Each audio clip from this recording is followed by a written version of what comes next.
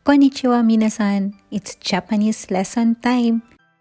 So today, pag-aaralan natin ang lesson 1.6 grammar, san. So ang san, ito ay dinadagdag sa pangalan ng tao na nakikinig or yung listener. So kung may kausap ka, nire-refer mo siya ng may san. Or sa isang tao or third person, ito ay para pagpapakita ng respect. So makikita nyo dito sa picture na to, may dalawang lalaki na nag-uusap, si Juan at saka si Pedro. So si Juan siya yung speaker, siya yung nagsasalita. And then yung listener niya is si Pedro. So kapag kinakausap niya si Pedro or tatawagin niyang pangalan ni Pedro, gagamitan niya ito ng san. So Pedro-san, ganon.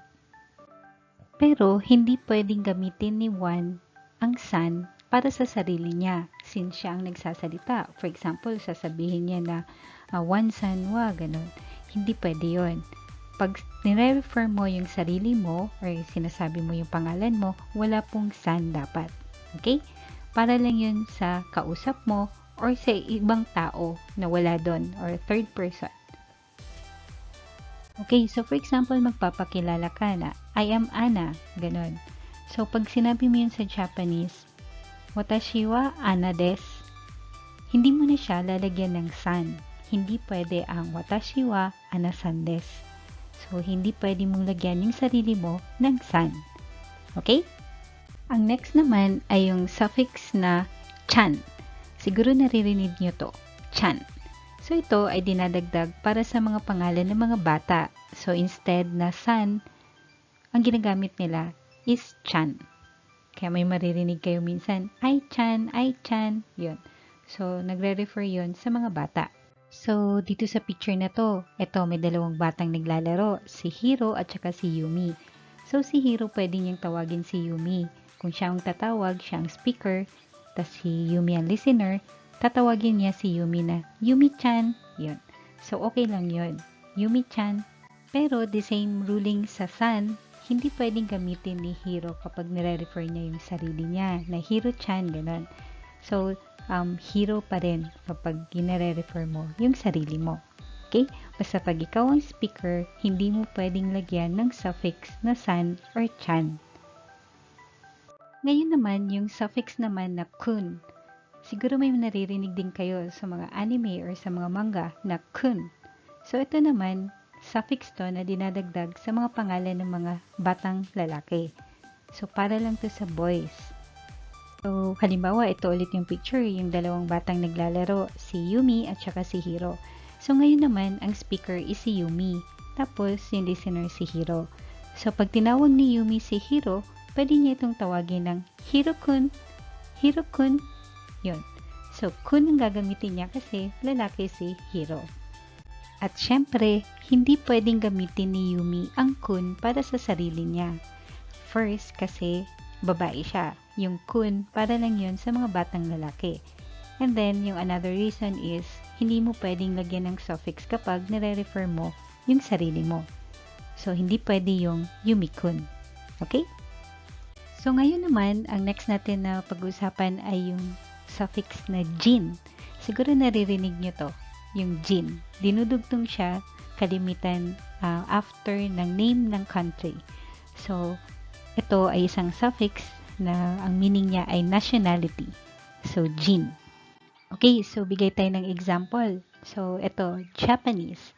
Japanese. So, ang Japanese na nationality ay magiging Nihonjin. Nihonjin. Yung Japan kasi in Japanese ay Nihon.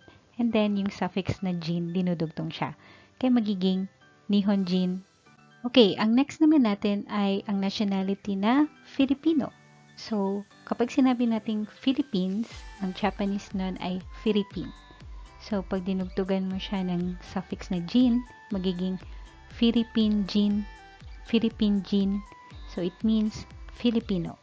Then, ang sunod naman ay American na nationality. So, ang country na America ay America. So, pag dinugtungan mo siya ng jin, magiging nationality na siya. So, siya ay America jin, America jin. Then, another example. Yun namang nationality na Vietnamese. So, ang country na Vietnam ay Vietnam. So, pag nilagyan mo siya ng jin, magiging Vietnam jin, Vietnam jin.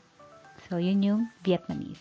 Okay, so yung next, medyo mahirap to kasi hindi na siya the same yung name ng country dun sa English na word. Or kahit pag sinabi natin kasing Filipino or Philippine, so yun, madali lang. Or America, America, jin, ganun. But pagdating ng Chinese, ang China kasi in Japanese ay chugoku. Chugoku. So, pag nilagyan mo siya ng jin, magiging chugoku jin. Chugoku jin.